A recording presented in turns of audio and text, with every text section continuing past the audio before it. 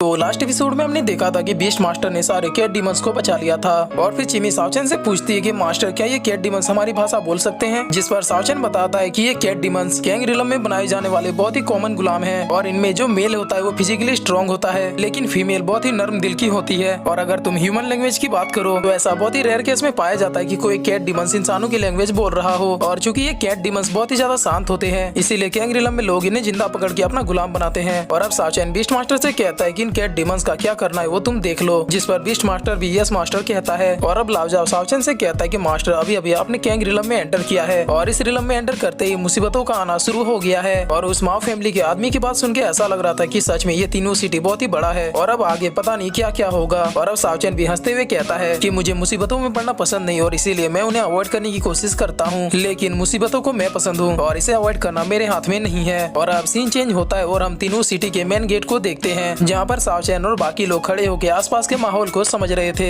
और अब एक आदमी सावचन के पास आता है और उससे कहता है कि तुमने तो काफी सारे कैट डीमंस को पकड़ा है, क्या तुम नए हंटिंग ग्रुप हो? और अब ये सुनकर बीस्ट मास्टर उस आदमी को डराने लगता है, जिस पर वो आदमी भी डरते हुए कहता है कि ठीक है फाइन, अगर नहीं बताना चाहते तो मत बताओ, बस तीनों सिटी का एंट्री फी भरो और तुम लोग जा सकते हो। और अब हम तीनों सिटी को अंदर से देखते हैं जो कि काफी बड़ा सिटी था। और अब सावचन भी इस सिटी को देख ही रहा होता है कि तभी सारे लोग बात करने लगते हैं कि देखो म्यू फैमिली के सबसे बड़े बेटे ने 100 से भी ज्यादा कैट डीमंस को पकड़ा है। और अब हम म्यू फैमिली के सबसे बड़े बेटे को देखते हैं जो कि अपने ग्रुप के साथ आ रहा होता है। और अब एक लड़का सावचन से कहता है कि क्या तुम नए हंटिंग ग्रुप हो? और फिर वो लड़का कहता है कि तुम उन लोगों के रास्ते में खड़े हो, जिस पर सावचन भी कहता है कि हाँ मुझे पता है। और अब उस माओ फैमिली के लड़के की भी नजर सावचन के ऊपर पड़ती है और फिर वो सावचन से कहता है कि तुम लोगों ने भी काफी ज्यादा कैट डीमंस को पकड़ा है और अब मैं उन सारे कैट डीमंस को तुमसे खरीदना चाहता हूँ, जिस पर सावचन और बाकी लोग उसकी बातों को इग्नोर करते हुए आगे बढ़ जाते हैं। जिस पर वो लड़का कहता है कि हे तुम लोग रुक जाओ, जिस पर सावचन भी रुकते हुए कहता है कि तुमने मुझसे कुछ कहा? वो लड़का कहता है कि मैं तुम्हारे सारे कैट डीमंस को खरीदना चाहता हूँ। और फिर वो लड़का सावचन की तरफ एक स्पेस रिंग फेंकते हुए कहता है कि मेरे ख्याल से ये तुम्हारे लिए काफी होगा, जिस पर सावचन उस रिंग को अपने पैरों से मसल देता है और फिर अपने सारे लोगों को वहाँ से जाने के लिए कहता है। और अब इतना देखते वो माँ फैमिली का लड़का अपने सारे लोगों से कहता है कि उन सबको घेर लो। और अब वो लड़का सावचन के आगे आते हुए कहता है कि तुम्हें इतना रूडली बिहेव करने की जरूरत नहीं है, मेरे ख्याल से तुम इस सिटी में नए हो इसलिए तुम मुझे नहीं जानते, मेरा नाम माओ क्विंग है और मैं माओ फैमिली का सबसे बड़ा बेटा हूँ। और अगर इस सिटी में तुमने माओ फैमिली को ऑफेंड कर दिया तो इसका मतलब तुमने इस सिटी में सबको ऑफेंड कर दिया। जिस पर सावचन भी लावजाव से कहता है कि देखा लावजाव, मैंने कहा था ना कि मुसीबतों को मैं पसंद हूँ। जिस पर सारे लोग एक साथ कहते हैं कि मास्टर वो इसलिए क्योंकि आप अपने अलावा और किसी की नहीं सुनते। और अब वो माँ फैमिली का लड़का सावचन से कहता है कि मैं तुम्हें एक बार फिर से कहता हूँ कि मैं तुम्हारे सारे कैट डीमंस को खरीद रहा हूँ। जिस पर सावचन कहता है कि क्या होगा अगर मैं मना कर दूं? तब यह लड़का कहता है कि अगर तुम ऐसा करते हो तो फिर मैं पूरे तीनों सिटी की दीवारों को तुम्हारे खून से पेंट कर दूंगा। और अब इतना सुनते ही सावचन एक स्माइल देता है और फिर सावचन बस उस लड़के के कंधे पे हाथ रख देता है। और अब बस सावचन के हाथ रखने से ही उस लड़के की बोलती बंद हो जाती है और फिर वो अपने आप घुटनों के बल बैठ जाता है। और फिर सावचन कहता है कि मुझे रिपीट की हुई बातें पसंद नहीं। और इतना कहते सावचन उस लड़के को एक किक मारता हुआ वहाँ से बहुत ही दूर भेज देता है। और अब ये देखते उस लड़के के साथ जितने भी लोग थे वो सारे कहते हैं कि कैप्टन क्या आप ठीक है? जिस पर माओ क्विंग सबको रोकते हुए कहता है कि मेरे पास कोई भी नहीं आएगा। और फिर माओ क्विंग खड़े होते हुए कहता है कि वो तो मैं गलती से फिसल गया था। और अब माओ क्विंग अपने नाइफ को निकाल लेता है और फिर वो सीधे सावचन के ऊपर अटैक करने के लिए बढ़ जाता है, लेकिन तभी उसे रियलाइज होता है कि उसके हाथ में उसका वेपन तो है ही नहीं। और अब सावचन चिमी को वो नाइफ देते हुए कहता है कि ये नाइफ काफी ज्यादा सुंदर है, जिस पर चिमी भी थैंक यू मास्टर कहती है। जिस पर पीछे से माओ क्विंग कहता है कि भाई साहब वो मेरा नाइफ है। और अब सावचन वहाँ से जाते हुए माओ क्विंग को thank you for your knife कहता है। और अब बीस्ट मास्टर सावचन से पूछता है कि मास्टर अगर आप चाहते तो उसे बस एक चुटकी बजाते ही खत्म कर सकते थे। जिस पर सावचन कहता है कि क्या तुमने नोटिस किया कि हम लोगों ने जब से सिटी में एंटर किया है तब से एक पावरफुल किंग रिलम का कल्टीवेटर हमारा पीछा कर रहा है। और अब इतना सुनते बीस्ट मास्टर चारों तरफ देखते हुए कहता है कि कहाँ किधर? जिस पर सावचन बताता है कि उस किंग रिलम के कल्टीवेटर की स्मेल बिल्कुल माओ फैमिली के उस लड़के की जैसी है और इसीलिए मैंने उस लड़के को जिंदा छोड़ दिया क्योंकि मैं नहीं चाहता कि सिटी में एंटर करते ही मैं खून की नदियां बहा दूं। और अब ये कहकर वो लोग उस जगह से जाने लगते हैं। और अब माओ क्विंग भी अपने लोगों को ऑर्डर देता है कि इन लोगों को फॉलो करो क्योंकि उस लड़के को तो मैं अपने हाथों से ही मारूंगा। और फिर माओ क्विंग काफी ज्यादा गुस्से में कहता है कि तुमने मुझसे मेरी नाइफ छीन ली, लेकिन इसका बदला मैं तुमसे तुम्हारी लाइफ को छीन के लूंगा। और अब सावचन और बाकी लोग जैसे जैसे सिटी के अंदर जा रहे थे सारे लोग बस उन्हें घूरे जा रहे थे। और अब लावजाव सावचन से कहता है कि मास्टर मैं यहाँ पे रहने की एक अच्छी जगह देख लेता हूँ। जिस पर सावचन कहता है कि ठीक है तुम लुंगपिंग को भी अपने साथ ले जाओ। और फिर सावचन चिमी से कहता है कि चिमी तुम भी सिटी में शॉपिंग कर सकती हो। और अब ब्लैकी सावचन से पूछता है कि अब हम लोग कहाँ जाने वाले हैं? जिस पर सावचन कहता है कि मैं तीनों सिटी में एक ऐसी जगह को जानता हूँ जहाँ पर तुम्हें बहुत ही ज्यादा मजा आने वाला है। और अब अपने मजे की बात सुनकर ब्लैकी बहुत ही ज्यादा खुश हो जाता है। और अब सीन चेंज होता है और हम एक प्लेस को देखते हैं जहाँ पर सावचन एक गार्ड से कहता है कि मुझे भी अपने बीस्ट को यहाँ पे फाइट करवानी है। जिस पर वो गार्ड भी कहता है कि ओके सर आप बस इस फॉर्म को भर दीजिए। और अब ये सुनने के बाद ब्लैकी ब्लैकी का तो पूरा मूड खराब हो जाता है, क्योंकि अभी अभी उसे पता चला कि सावचेन उसे दरअसल एक बीस्ट फाइटिंग एरिना में लेके आया है। और अब ब्लैकी काफी ज्यादा गुस्से में कहता है कि आखिरकार तुमने मुझे समझ क्या रखा है। जिस पर सावचेन कहता है कि ब्लैकी, क्या तुम्हारे सामने कोई और बीस्ट टिक सकता है? और फिर सावचेन ब्लैकी से कहता है कि अगर हम लोग लकी हुए तो हमें प्राइज के तौर पर एक ऐसा आइटम मिल सकता है जिससे हमारी कल्टीवेशन और भी ज्यादा तेजी से बढ़ सकती है। और अब सावचेन ब्लैकी को आगे करते हुए कहता है कि ये मेरा बीस्ट है और इसकी कल्टीवेशन लेवल डिवाइन है। और अब ब्लैकी को देखते ही वो आदमी कहता है कि ये तो एक थर्ड आई वुल्फ है। और फिर वो गार्ड कहता है कि दरअसल बात ऐसी है कि एक डिवाइन रिलम का बीस्ट बहुत ही ज्यादा पावरफुल होता है और इसलिए मुझे आपकी एंट्री करने से पहले अपने बॉस को पूछना होगा। और अब ये सुनने के बाद सावचेन बहुत ही हैरान होते हुए कहता है कि क्या इन लोगों को पता है कि एक थर्ड आई वुल्फ क्या होता है? और अब कुछ देर बाद वहाँ पे उन लोगों की बॉस आती है और फिर वो लेडी सावचेन को ग्रीट करते हुए अंदर आने के लिए कहती है। और अब अंदर आने के बाद वो लेडी सावचेन को अपना इंट्रोडक्शन देती है, जिसमें वो बताती है कि मैं तीनों सिटी के मेयर की बेटी हूँ और मेरा नाम बाई फेंग है और इसके साथ ही मैं इस बीस्ट फाइटिंग एरिना की चीफ गार्डियन हूँ। और बात दरअसल ऐसी है कि अभी 2 घंटे के बाद इस एरिना में एक बहुत ही बड़ा इपिक बैटल होने वाला है और ये बैटल हमारे बाई फैमिली और मो फैमिली के बीच होने वाला है। लेकिन हमें अभी भी पता चला कि मो फैमिली के पास पता नहीं कहां से एक लाइटनिंग आइस वुल्फ आ चुका है, जो कि एक बहुत ही पावरफुल डिवाइन रिलम का बीस्ट है। और अब इतने हाई लेवल के बीस्ट से फाइट करने के लिए हमारे पास कोई भी बीस्ट नहीं है, इसीलिए मैं आपसे रिक्वेस्ट करती हूँ कि क्या आप मुझे इस फाइट के लिए अपना थर्ड आई वुल्फ देंगे? और अब उसकी बातें सुनने के बाद सावचेन अपने मन में कहता है कि ये मो फैमिली सबके लिए क्लेश है। और अब बाई फेंग कहती है कि ब्रदर, अगर आप मुझे इस फाइट को जीतने के लिए इस थर्ड आई वुल्फ को देंगे तो इसके लिए पूरी बाई फैमिली आपका शुक्रगुजार रहेगी। और अब बाई फेंग की बात सुनकर सावचेन भी मुस्कुराते हुए सोचता है कि सच में ये लड़की तो बहुत ही ज्यादा काम की है। और अब सावचेन ब्लैकी को बहुत ही प्यार से पूछता है कि मेरे प्यारे ब्लैकी, क्या तुम फाइट करोगे? जिस पर ब्लैकी बहुत ही ज्यादा गुस्से में कहता है कि कुछ भी कर लो, मैं फाइट नहीं करने वाला। तब सावचेन कहता है कि सेट अप, ये बच्चों वाली हरकतें करना बंद करो। और अब सावचेन इस फाइट के लिए ब्लैकी को देने के लिए मान जाता है, जिस पर बाई फेंग कहते हैं कि अगर हम लोगों ने इस मैच को जीत लिया तो इस मैच की जितनी भी विनिंग राशि है मैं आपको देने के लिए तैयार हूँ। और इसके साथ ही बाई फैमिली हमेशा आपके सपोर्ट में रहेगी और मैं अपनी तरफ से आपको 500 कैट डिमन दूंगी। जिस पर सावचेन कहता है कि नहीं, मुझे कैट डिमंस नहीं चाहिए। जिस पर बाई फेंग पूछती है कि अगर आपको कैट डिमन नहीं चाहिए तो आप फिर मुझे बता सकते हैं कि आपको क्या चाहिए। जिस पर सावचेन कहता है कि मुझे दरअसल आपसे थोड़ी इन्फॉर्मेशन चाहिए। और फिर सावचेन कहता है कि तीनों सिटी में जितने भी स्पिरिट स्टोन मौजूद हैं मुझे उन सब की डिटेल चाहिए। और अब ये सुनने के बाद बाई फेंग भी खुशी खुशी डील कहती है। और अब सावचेन ब्लैकी की ओर देखते हुए कहता है कि ब्लैकी, आखिरकार तुम इतने गुस्से में क्यों हो? और फिर सावचेन कहता है कि ब्लैकी, जब हमें स्पिरिट स्टोन मिल जाएंगे तो फिर उनमें से आधा मैं तुमको भी दे दूंगा। और अब ये सुनने के बाद ब्लैकी भी खुश होते हुए कहता है कि पगले, ये बात पहले क्यों नहीं बोली? और अब ब्लैकी स्पिरिट स्टोन का नाम सुनते ही इतना ज्यादा खुश हो जाता है कि वो अपने थर्ड आई से लेजर बीम निकालने लगता है। और फिर ब्लैकी सावचेन के हाथ से कूदते हुए कहता है कि कह दो उनसे कि मैं आ रहा हूँ। और अब ब्लैकी की पावर देखने के बाद बाई फेंग कहती है कि इसके सामने तो कोई टिक ही नहीं सकता। और अब सीन चेंज होता है और हम एरिना के सीन को देखते हैं, जहाँ पर माँ फैमिली का एक लड़का अपने लाइटनिंग आइस वुल्फ के साथ खड़ा था। और अब वो लड़का एक आदमी से पूछता है कि आखिरकार तुम्हारी टीम कहाँ है? जिस पर एंट्री गेट की तरफ से आवाज आती है कि हम लोग आ चुके हैं।